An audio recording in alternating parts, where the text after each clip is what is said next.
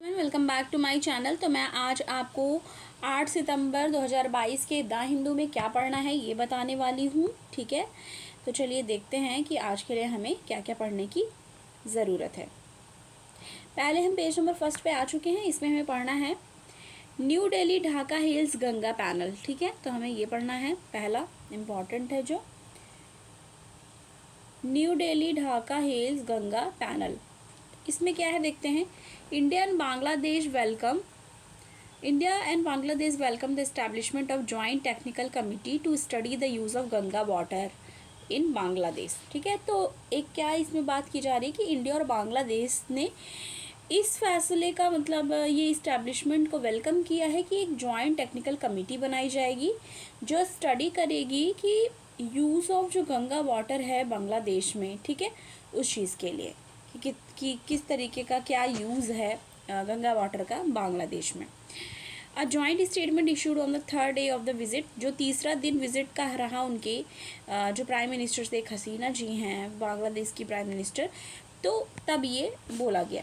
Ganga Technical Committee is one of the several initiative included all major connectivity and energy initiative that is the two side have announced। दोनों side से ये कहा गया कि एक major connectivity है और ये एनर्जी इनिशिएटिव के लिए भी बहुत ज़्यादा इम्पॉर्टेंट हो जाता है।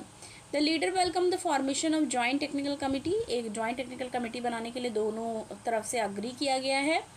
और इसमें है utilisation of water receive by Bangladesh under the provision of Ganga water sharing treaty. तो आपको पता है कि जो प्रोविज़न रहा कौन सा, गंगा वाटर शेयरिंग ट्रीटी 1996, ठीक है, जो बांग्लादेश का के लिए था कि वाटर जो रिसीव करती थी बांग्लादेश। ठीक है, जॉइंट स्टेटमेंट में कहा गया ये, ठीक है, दोनों तरफ से। गंगा वाटर शेयरिंग ट्रीटी जो है वो 30 साल का एग्रीमेंट है, ठीक है,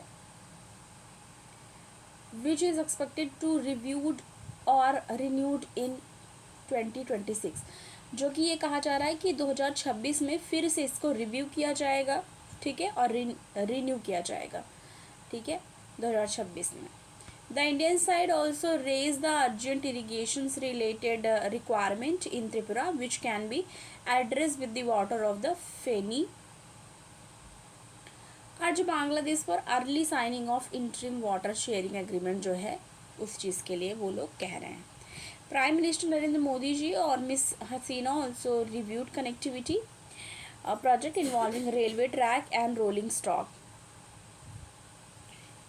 तो इन्वॉल्व करना मतलब इसमें प्रोजेक्ट में ये इन्वॉल्विंग की बात की जा रही है, रेलवे ट्रैक और रोलिंग स्टॉक को भी। तो पहली न्यूज़ जो कि इम्पॉर्टेंट थी हमारी, न्यू दिल्ली और ढाका ने जो गंगा पैनल से रिलेटेड डिस्कशन किया उस चीज़ को। इसके बाद है जॉब ग्रोथ की प्रायोरिटाइज नॉट इन्फ्लेशन। ठीक है, जॉब ग्रोथ की प्रायोरिटाइज नॉट इन्फ्लेशन। इसमें देखते हैं job creation, equitable distribution of wealth in the country along with economic growth are red letter, ठीक है, red lettered priorities for the government while inflation which has brought down to a manageable level। ठीक है, तो इसकी बात की जा रही है। इसमें बात क्या है कि over the past 2 months is not a red letter priority as of now। Finance minister Nirmala Sitharaman ji ने इस चीज़ को कहा है। asserting that economic जो इंडियाज़ इकोनॉमी है was now the 5th largest in the world। तो ऐसा हो जाए जो इंडिया की इकोनॉमी है वो अभी 5th लार्जेस्ट है वर्ल्ड में, ठीक है, and would soon be 3rd largest. बोल रही है कि अभी तो 5th लार्जेस्ट है इकोनॉमी इंडिया की, इंडियन इकोनॉमी जो है 5th लार्जेस्ट है वर्ल्ड की, बट सून जल्द ही 3rd लार्जेस्ट हो जाएगा, ऐसा निर्मला सीतारमन जी फाइनेंस मिनिस्टर जो हमारी उन्होंने बोला है। ठीक है, said that India and US could end up counting for 30 years of global economy if the two countries work together over the courses of the next decade and become an engine of global growth। तो बोल रही हैं India और US के मतलब साथ में global economy 30% जो भी दिखाता है और एक तरह से इंजन ऑफ ग्लोबल ग्रोथ देखने को मिलेगा। जो यूनियन मिनिस्टर है उन लोगों ने मतलब ये चीज़ बोली है इंडियन आइडियाज़ समिट में। तो दो न्यूज़ जो कि हम अभी तक पढ़े इम्पॉर्टेंट। अब इस पे देखिए, इसके बाद ये पढ़ना हमें राजनाथ, ठीक है, हमें पढ़ना है, सॉरी राजनाथ नहीं, राजपथ है ये, Rajpath Central Vista lawns renamed Kartavya Path, ठीक है। तो जो राजपथ है, आपको पता ही है राजपथ की क्या इम्पोर्टेंस है। तो जो राजपथ है सेंट्रल विस्टा लॉन्स, उसको रीनेम कर दिया गया है, नाम क्या रख दिया है, कर्तव्य पाथ। तो ये इम्पोर्टेंट हो जाता है कि अब उसको क्या कहा जाएगा, कर्तव्य path. Proposal past day before PM inaugurate revamp Avenue, एक दिन पहले जो है उसको रीनेम किया गया, इसका नाम रखा गया Kartavya path. Rajpath and Central Vista lawns in the national capital will now be known as Kartavya path. अब इसको कर्तव्य पाथ कहा जाएगा। After New Delhi municipal council in a special council meeting on Wednesday, उन्होंने ये चीज़ अप्रूव किया, ठीक है। Prime minister Narendra Modi will inaugurate the revamp Central Vista avenue which encompasses the stretch lawn and adjoining area, ठीक है। अब इसमें है referring to the renaming union minister and NDMC member Meenakshi Lekhi said that name Rajpath reflected a colonial mindset. अब वो बोल रही union minister जो हैं और एनडीएमसी मेंबर भी हैं मीनाक्षी लेखी जी, वो बोल रही हैं कि जो राजपथ वर्ड है, ठीक है, वो कोलोनियल माइंडसेट है उसको दर्शाता है, which had to be done away with since India adopted a democratic system which independence. जैसे बोल रही हैं कि इंडिया ने अडॉप्ट कर लिया डेमोक्रेटिक सिस्टम आफ्टर इंडिपेंडेंस, मतलब आज़ाद होने के बाद, स्वतंत्रता के बाद। During British rule Rajpath was known as Kingsway. तो ये भी याद रखना है, स्टैटिक परस्पेक्टिव से हो जाएगा कि राजपथ को पहले क्या बोलते थे, राजपथ जो है उसको पहले बोलते थे किंग स्वे। Ms. Lekhi said that change come into effect immediately after the council meeting. Delhi Chief Minister Arvind Kejriwal, who is also an NDMC member, was not present at the meeting. वो meeting में मौजूद नहीं थे। NDMC vice chairman Satish Upadhyay ने कहा stretch an area from Indian Gate to Rashtrapati Bhavan will now be known as Kartavya path. अब आप ये जान लीजिए कर्तव्य पाथ जो है वो कहाँ से कहाँ तक की एरिया को बोला जाएगा, जो इंडिया गेट है, ठीक है, सॉरी इंडिया गेट से लेकर के राष्ट्रपति भवन तक का जो होगा, इंडिया गेट से लेकर राष्ट्रपति भवन तक का जो पूरा एरिया होगा, ठीक है, उसको कर्तव्य पाथ बोला जाएगा, ठीक है, ये याद रखना है। इंडिया गेट से लेकर के राष्ट्रपति भवन तक उसको कर्तव्य पाथ बोला जाएगा।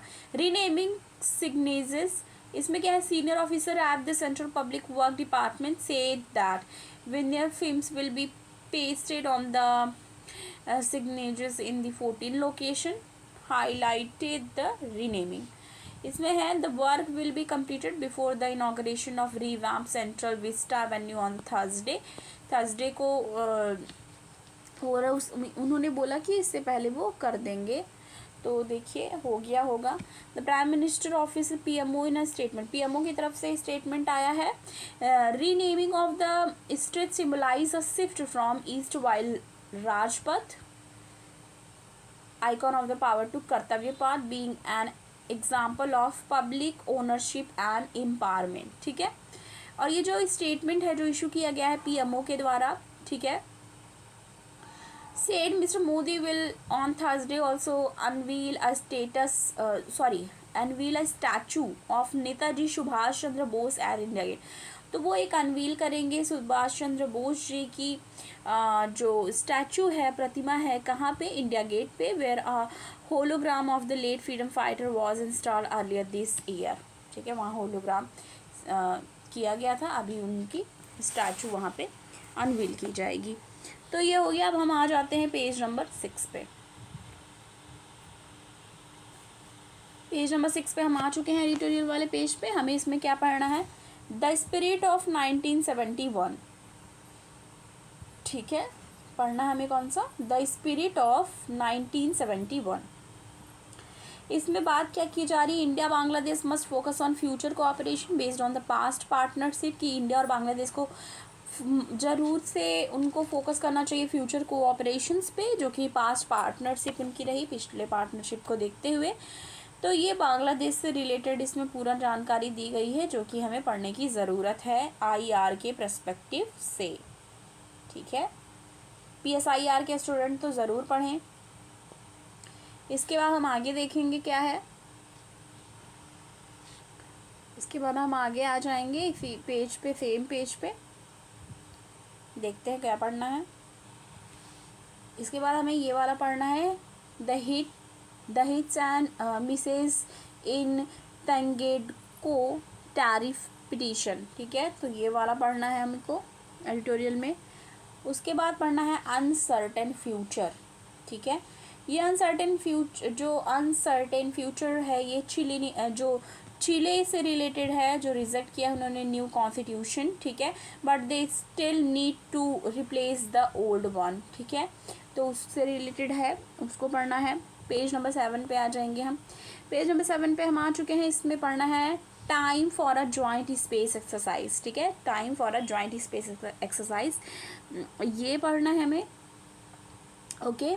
इसके बाद हमें कौन सा पढ़ना है, the evolving role of CSR in funding NGO, तो CSR का फंड करने के लिए NGO में क्या जो एक रोल है वो इवॉल्विंग रोल है, उसको लेके पढ़ना है। आगे आ जाएंगे पेज नंबर 8 पे। Page number 8 text and context page, इस पे हमें कौन सा पढ़ना है, कंटेंट मॉडरेशन ऑन विकीपीडिया, इसमें क्या पढ़ना है, India has summoned officials of Wikipedia in response to cricketer Harshdeep Singh Wikipedia page being edited with misleading information that states he was Khalistani। Wow, ये देखिए ये कितनी बड़ी स्टेटमेंट, इतनी बड़ी गलती, मतलब ये गलत चीज़ हुई। आप ये इसमें देखेंगे कि मतलब हर्षदीप सिंह जो हैं क्रिकेटर हैं, और उनके विकीपीडिया पेज पे जा कर के ये मिसलीडिंग इन्फॉर्मेशन डाल दी गई कि वो एक खालिस्तानी हैं, ठीक है। To increase Wikipedia reliability and also to prevent vandalism and disruptive edits, there are restriction on edit to the content, तो रिस्ट्रिक्शन होना चाहिए जो एडिट है कंटेंट पे विकीपीडिया होस्ट पे। One of this restriction is allow certain protection, allow किया जा सके certain protection to be accorded to particular article, an article में have varying degree of protection depending on vulnerability of the articles to, एक vulnerability of article से लेकर vandalism, disruptions और abuse, ये सारी चीज़ों को लेके करने की ज़रूरत है। In the case of social media platform owners such as Meta और Twitter are responsible for exercising due diligence in content moderation through individual on their payroll, तो मेटा और ट्विटर ये रिस्पॉन्सिबल हैं ऐसा कहा जा रहा है। Individual on the payroll, however Wikipedia situation is slightly different, जो विकीपीडिया की सिचुएशन है वो स्लाइटली डिफरेंट है, given that content moderation decision are not taken by employees, जो कंटेंट मॉडरेशन है वो एम्प्लॉयज़ के द्वारा नहीं देखी जाती, ठीक है। तो ये चीज़ है जो कि ध्यान में देने वाली बातें हैं जो कि विकीपीडिया पे कंटेंट मॉडरेशन देखने को मिल रही है। उसके बाद आप आ जाएंगे, उसके बाद पढ़ना the mandatory requirement for package, जो पैक हुई कमोडिटीज़ हैं उससे रिलेटेड है, ठीक है, पैकेज्ड कमोडिटी, इससे रिलेटेड क्या है देखते हैं। Department of consumer affair legal जो मेट्रोलॉजी डिवीज़न है उन्होंने नोटिफाई किया है draft amendment legal metrology packaged commodity rules 2011 को लेके। इसमें है डिपार्टमेंट ऑफ कंज्यूमर अफेयर्स जो हैं, ठीक है, उन्होंने सजेस्ट किया that at least 2 prime component should be declare, कि 2 प्राइम जो मुख्य जो कंपोनेंट्स हैं उनको डिक्लेयर करने की ज़रूरत है पैकेज फ्रंट साइट पे कौन से, along with the brand name, ठीक है। Currently manufacturer list the ingredient, अभी वो लिस्ट कर देते हैं ingredient, nutritional information back of the package पे वो ये चीज़ करते हैं। Public comments were solicited from all stakeholders, including industry associations, consumer, voluntary consumer and organization. ठीक है, तो ये चीज़ की बात यहाँ पे करी जा रही है. ठीक है, सेम चीज़ वही बात यहाँ पे की गई है. तो ये देखने की ज़रूरत है जो पैकेज्ड कमोडिटीज़ हैं उस चीज़ से रिलेटेड यहाँ पे बात करी गई है. आगे आ जाएंगे पेज नंबर 10 पे. पेज नंबर 10 पे हम आ चुके हैं. पेज नंबर 10 पे हमें कौन सा पढ़ना है? Cabinet approve PM Shri scheme.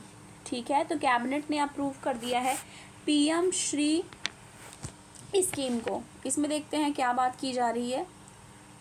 इसमें है government school will be selected government school will be selected if state agree to implement NEP in entirety. Government school select किए जाएंगे अगर स्टेट अग्री कर देता है इम्प्लीमेंट करने के लिए NEP इन इंटायरिटी. अब देखिए, यूनियन कैबिनेट ने वेडनेसडे को अप्रूव कर दिया. यूनियन कैबिनेट ने अप्रूव किया. यूनियन कैबिनेट ने वेडनेसडे को अप्रूव किया PM school for rising India. PM school for rising India. PM Shri का फुल फॉर्म जान लीजिए क्या हो गया. PM school for rising India है. ठीक है, इसको किस चीज़ के लिए है? Scheme to turn existing government school into model school. जो एग्जिस्टिंग गवर्नमेंट स्कूल हैं उनको टर्न करना मॉडल स्कूल में. इम्प्लीमेंटेशन के लिए नेशनल एजुकेशन पॉलिसी 2022 का. National education policy 2022. Scheme will be implemented as centrally sponsored. ये याद रखनी है कि सेंट्रली स्पॉन्सर्ड स्कीम है ये. टोटल प्रोजेक्ट कास्ट लगी है इतनी. ठीक है, तो ये तो यूपीएससी में आपको डेटा इस तरीके से नहीं पूछेगा कि कितनी कॉस्ट लगी है, कितना क्या है, पर आपको ये जानना ज़रूरी है कि ये सेंट्रली स्पॉन्सर्ड स्कीम है. School will be selected only if the state government agree to implement the national education policy. तो वो तभी वो स्कूल सेलेक्ट होंगे जब उनको अलाउ किया जाएगा, जब वो लोग जो स्टेट गवर्नमेंट है वो NEP यानी national education policy entirely implement कर देती है तब. ठीक है, इसके बाद क्या बताया जा रहा है? Become PM Shri school according to the press statement of the ministry of education. These school will be also be monitored. इनको मॉनिटर्ड किया जाएगा. ठीक है, rigorously to assess their progress in implementing NEP national education policy. ठीक है, तो ये सारी चीज़ें हैं जो कि इम्पॉर्टेंट है. पीएम श्री जान लिया आपने कि किस चीज़ के लिए है. पीएम श्री फुल फॉर्म भी आपको पता चल गया. School for rising India. ठीक है, पेज नंबर 10 भी हो गया हमारा. 12 नंबर पेज पे आ जाएंगे.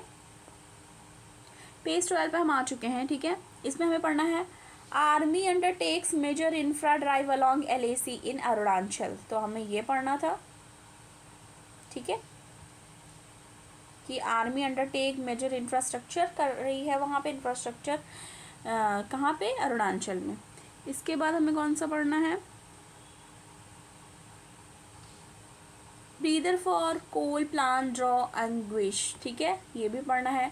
For the third time centre extend deadline for fixing pollution control device. ठीक है, तो यूनियन एनवायरनमेंट मिनिस्ट्री जो है उन्होंने क्या किया? थर्ड टाइम एक्सटेंड कर दिया डेडलाइन कोल प्लांट्स का, कि जो पोल्यूशन कंट्रोल टेक्नोलॉजीज़ लाई जा रही हैं रिड्यूस करने के लिए इमिशन को, उस चीज़ के लिए उन्होंने अपनी डेडलाइन जो है वो इंक्रीज़ कर दी है. 13 पेज नंबर 13 पे आ जाएंगे. इस पर पढ़ना है Xi Putin set to hold talk in Uzbekistan. Xi Jinping और व्लादिमीर पुतिन दोनों लोग उज्बेकिस्तान में बात करेंगे. ठीक है, इस चीज़ को लेके बात करी जा रही है. चाइना प्रेसिडेंट शी जिनपिंग और रशियन प्रेसिडेंट व्लादिमीर पुतिन बात करने वाले हैं कहाँ पे? Shanghai corporation organisation SCO summit जो कि उज्बेकिस्तान में होने वाली है. ठीक है, जिसमें नरेंद्र मोदी जी जो हमारे प्राइम मिनिस्टर हैं वो भी अटेंड करेंगे. तो ये चीज़ बस एज एन इंफॉर्मेशन आपको याद रखनी है. उसके बाद जब वहाँ पे जो चीज़ें होंगी, जो कुछ भी इनिशिएटिव वगैरह, तो हमें उसको ध्यान में रखनी है. पेज नंबर 14 पे CBDC to reduce time cost in cross border business RBI Sankar. इसमें देख लीजिए digital rupee will cut state settlement risk. तो बताया जाता है डिजिटल रुपी है वो कट करेगी सेटलमेंट रिस्क को. ठीक है। Central bank digital currency to introduce this year को जो है बिकम अ टूल बन गई है किस चीज़ के लिए, reduce time cost for cross border, ठीक है। RBI has propose to roll out CBDC digital equivalent rupee pilot basis है फिजिकल ईयर के लिए। तो ये इकोनॉमी से रिलेटेड ये भी ज़रूरी है, इम्पॉर्टेंट है। तो आज के द हिंदू के एनालिसिस में इतना ही था। बाकी आपको द हिंदू का एनालिसिस पसंद आता हो, वीडियो को लाइक कीजिए, ज़्यादा से ज़्यादा शेयर कीजिए, चैनल पर नए हैं सब्सक्राइब करना ना भूलिए। मिलती हूँ नेक्स्ट वीडियो के साथ। Thank you.